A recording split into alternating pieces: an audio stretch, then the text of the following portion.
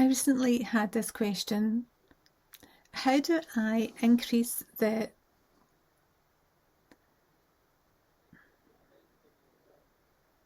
How do I change my view of the Canva video editor so that instead of seeing 0 to 10 seconds, I can see 1 second increments? And this was a question I got from one of my subscribers, and I thought I would just film a video reply for you.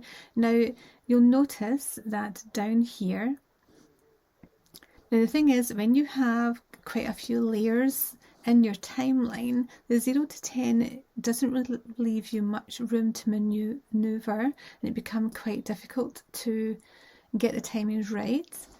And you'll notice this little icon down here called Zoom Page, and it's really quite discreet and it's not easy to spot.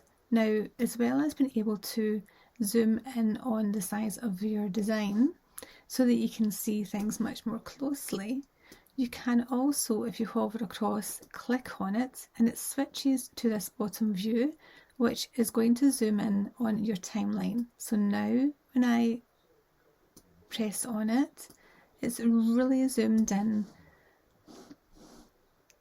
It's now 0 to 2 seconds, and if I zoom in even more, then it's now giving me